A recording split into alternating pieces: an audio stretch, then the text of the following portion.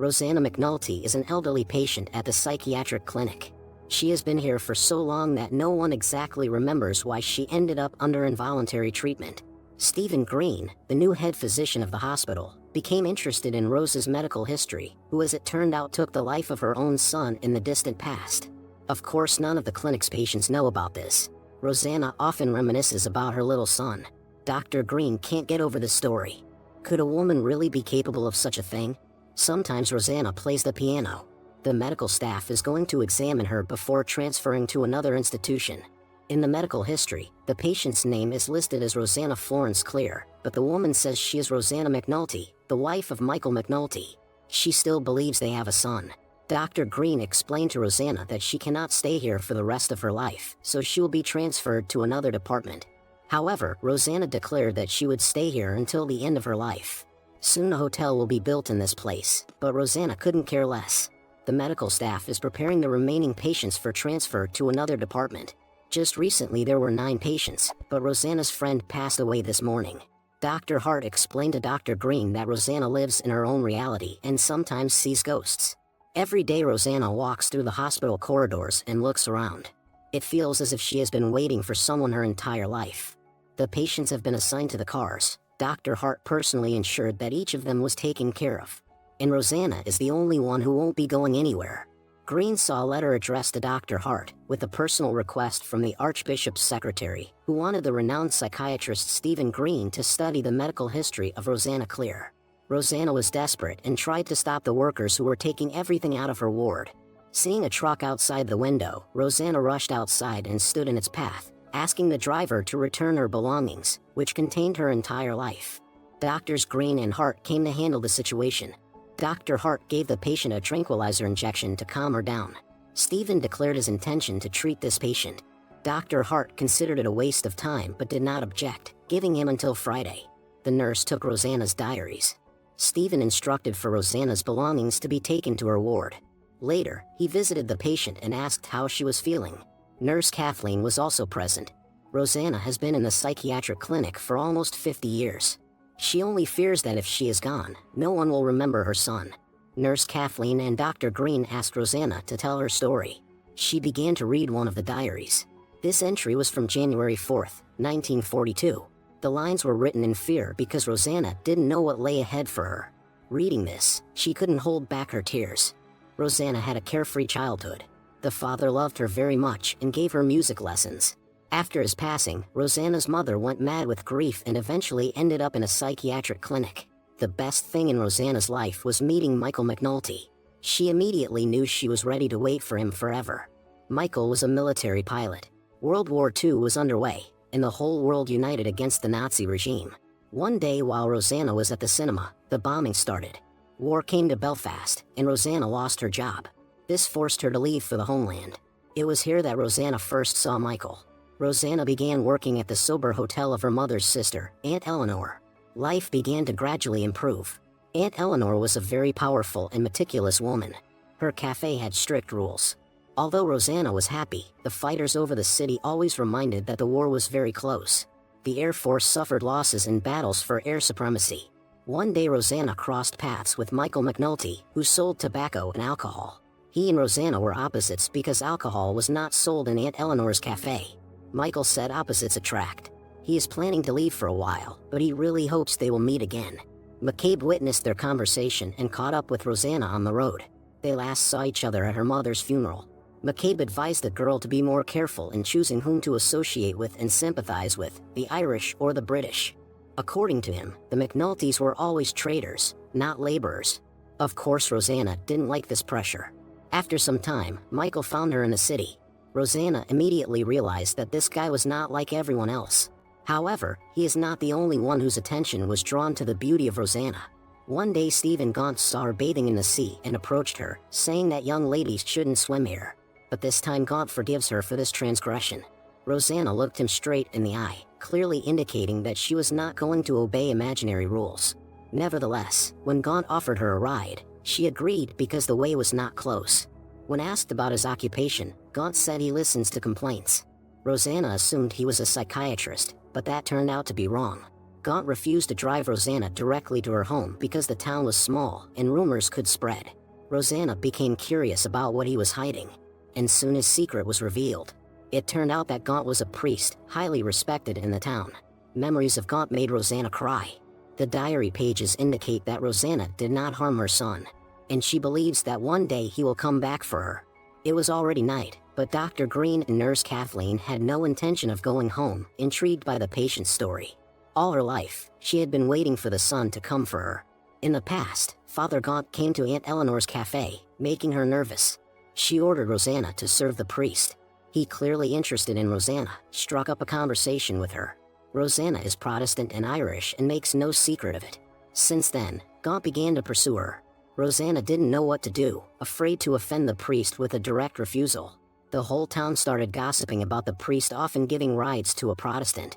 Aunt Eleanor, fearing for the reputation of her establishment, told the niece to avoid Father Gaunt and threatened her with dismissal. Near the church, Gaunt approached Rosanna again, but she simply walked past.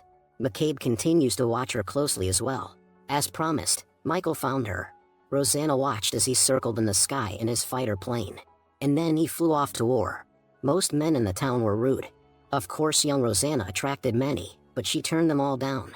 Rosanna is determined to wait for Michael no matter what. In the present, Dr. Green reads Rosanna's medical history. Obviously, at some point, her beauty became her own worst enemy. In the past, a disco was held in the town. Father Gaunt couldn't take his eyes off Rosanna. When Jack Conroy invited her to dance, she agreed. The priest was angry and approached the couple, telling the guy not to be so close to the lady. This angered Rosanna, and she left. Outside, Jack caught up with her and confessed his love, but Rosanna didn't need it. Father Gaunt intervened again, ordering the guy to leave. Unable to stand it, Jack hit Gaunt. The priest responded in kind, then told Rosanna that she was tempting men. Rosanna made it clear to the priest that she wanted nothing to do with him. After this public scandal, Eleanor, whose hotel business was at risk, told Rosanna to pack her things. Rosanna doesn't realize her power over men. Now Rosanna will live alone in a house on the outskirts. Eleanor had no other choice. Rosanna's days pass in anticipation of her beloved. The radio reported that the offensive in France was over. Now people are wondering when the offensive on British soil will begin. And soon the worst happened. A battle erupted in the sky. Seeing a falling fighter plane, Rosanna felt that her beloved was there. She immediately rushed there. Upon the plane's crash, the pilot caught onto a tree and managed to survive. Cutting the rope, Rosanna saved him and hurried to take him away from there. Michael's detractors, led by McCabe, were already looking for him. The guy was wounded, so he had to lean on Rosanna. They hid in her house. However, McCabe and his men suspected that Michael was there and came for him.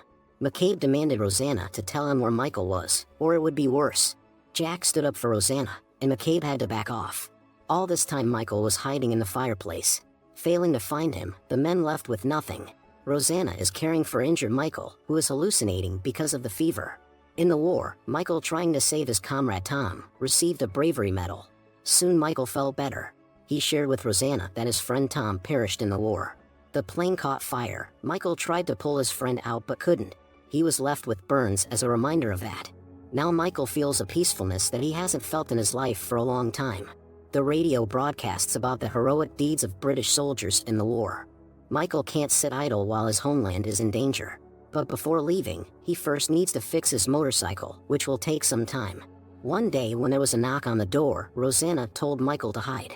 At the door was the priest, who offered Rosanna to work as a housekeeper in his house. Rosanna coldly replied that she needed time to think. Gaunt clearly wanted to stay longer, but he had to leave. Finally, Michael managed to start his motorcycle. Rosanna thought he had left without saying goodbye, but then she saw the flowers left for her. In reality, Michael didn't leave but was fixing the roof of her house. During dinner as they chatted, Rosanna thought that she never wanted to part with Michael. He was her destiny. In the present, Nurse Kathleen and Dr. Green heard Rosanna playing her favorite melody on the piano again. She had once played it for Michael. The doctor and nurse understood everything without words. In the past, Michael invited Rosanna to dance.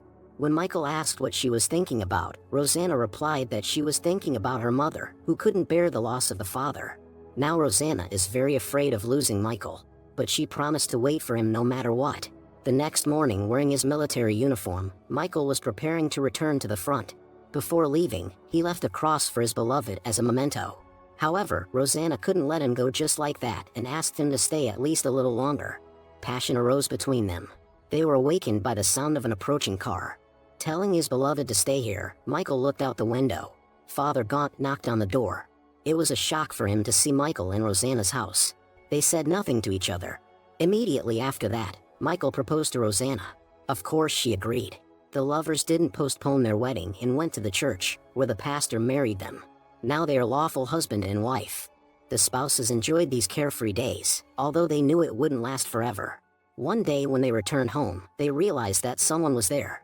In a panic, Rosanna told her beloved to leave. She's a woman, so McCabe and his men won't hurt her, unlike Michael. They chased after him, while Rosanna kept shouting to her beloved to leave. Father Gaunt, harboring resentment, intended to do everything to ruin Michael and Rosanna's life. That's why he wrote a letter to her aunt. The nuns handed the letter to Eleanor. After reading it, she burst into tears. According to the priest, Rosanna led an immoral lifestyle. Eleanor, being Rosanna's only relative, signed it. In the present, Dr. Green and Nurse Kathleen noticed that the letters in the report were punched through. Father Gaunt was clearly angry and typing with all his might. Unexpectedly, Rosanna joined Stephen and Kathleen, saying that she didn't harm her son, others did. Now all Rosanna wants is justice. She has no one else, so she can only rely on Dr. Green and Kathleen. In the past, when the police arrived, Rosanna asked if they had found her husband. But the police weren't here for that. They were here to take her to the psychiatric hospital. Resisting, Rosanna was taken away, and later doctors explained to her that she was here at the request of her aunt and Father Gaunt due to immoral behavior. Rosanna doesn't understand why she is here and asked the doctors to find her husband. But since no one knows about Rosanna and Michael's secret marriage, doctors believe she made it up. After all, her mother was also crazy. Now this is Rosanna's new home. Strict rules are in place here. The medical staff do not tolerate disobedience from patients. When Rosanna refused breakfast, orderlies grabbed her, and a nurse, insulting the patient, began feeding her against her will. Rosanna spat the porridge right in the nurse's face. For this, the patient was subjected to electroshock therapy. Rosanna's life has turned into a nightmare. Now she eats whatever they give her without complaint. Upon hearing the sounds of an airplane, Rosanna ran to the window and saw a fighter jet in the sky. She doesn't know if her husband is alive. In the present, Dr. Green and Kathleen arrived at the place where, according to Father Gaunt, Rosanna committed her horrible crime. But was it really like that? Kathleen cannot imagine what it would be like to live locked up for 50 years. In the past, Father Gaunt visited Rosanna in the insane asylum. Rosanna didn't react to his presence in any way. Gaunt said that the aunt wouldn't come for her, but he also hinted to Rosanna that she could get married. Rosanna said she was pregnant, which came as a shock to both the priest and the medical staff. After that, Rosanna was transferred to another place. There were rumors among the nuns that the father of the child was Father Gaunt. In the Mary Magdalene shelter, under the supervision of the nuns, women who became pregnant out of wedlock work. Each of them will be separated from their children. Many American families adopt children from Britain, but Rosanna is not willing to give up her child. However, her opinion, of course, will not be considered. Most women never leave here because they are considered dishonored. The day of childbirth is approaching. Taking advantage of the unlocked door, Rosanna escaped. Father Gaunt chased her in his car all the way to the shore. Seeing no other way out, Rosanna entered the water and swam until she was exhausted. Police officers, along with Father Gaunt, pursued her in a boat. Rosanna swam again, hoping to hide among the rocks. Once on shore, she felt the contractions. When the officer asked Father Gaunt if he was the father of the child, Gaunt remained silent. He was very afraid of losing Rosanna. Meanwhile, she gave birth to a boy. At some point, a terrible decision came to her, and she picked up a rock. Witnesses to this were Father Gaunt and the officers, who were horrified by what they saw. Unconscious, Rosanna lay on the sand. In the present, Rosanna said that doctors took away her memories with electricity. Only the entries in the makeshift journals help Rosanna not forget everything completely. Dr. Green told the patient that he believes her. Everyone thinks she took her own son's life, but the truth is quite different. Exhausted, Rosanna fell asleep. Later, Kathleen told Stephen that he really knows how to listen. When the nurse asked him to talk about himself, Stephen said that his mother was very loving, and his father was taciturn and emotionally reserved. There was always some understatement. Stephen learned to play the same melody on the piano as Rosanna. He often returns to the place where Rosanna supposedly committed her crime. In the past, Rosanna woke up again in the psychiatric hospital. Other patients consider her a monster, but the nurse on the contrary showed sympathy for the first time. Rosanna refused to believe that her son was not alive. She is certain that she could never harm him. Rosanna is regularly subjected to electroshock therapy, but this only aggravates her emotional state. Sometimes she sees Michael, who promises to take her home soon. Father Gaunt told Rosanna that Michael had perished, and it was done by McCabe. Hearing this, Rosanna burst into tears. The only person she loved would never come for her. Rosanna was sure that the priest was involved in this, so she attacked him, shouting that he was to blame for everything. Despite everything, Gaunt still has feelings for her. The orderlies had to restrain the unruly patient. Her days of confinement continued. In order not to go completely insane, Rosanna began to keep a diary, writing her memories over other text. Rosanna has come to terms with Michael's demise, but not the son's. It broke her heart. However, Rosanna believes that one day the son will come for her. Reading the diary, Kathleen cannot hold back her tears. Waking up Stephen, who has been staying overnight at workplace lately, Dr. Hart reminded him that tomorrow the last patient would have to leave. And Stephen's task is to convey this to her, to make it easier for her. Kathleen read the police officer's report, which caught Rosanna at the scene of the crime. But Kathleen believes Rosanna, not the police. Often Rosanna dreams of her son. She doesn't even know the exact date of his birth because there were no clocks or calendars in the child's home. Stephen was raised in a foster family, and no one knows exactly his birthday. It's either the 1st or the 2nd of May. Suddenly a shocking realization came to Stephen. Judging by the records, Archbishop Stephen Gaunt has something to do with this. At home, Stephen Green found his notary papers, which included a baptism certificate and old photographs. There was also a letter from the father addressed to Stephen. He decided not to sell his house yet and was going back to the clinic. Rosanna was ready to leave the place where she had been for almost 50 years, waiting for her son. And finally the son found her. Stephen gave Rosanna the letter in which his late foster father revealed the whole truth.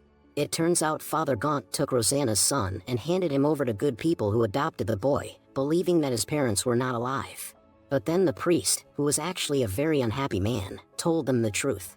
In the letter was enclosed a medal of Michael, Stephen's real father, a very brave man.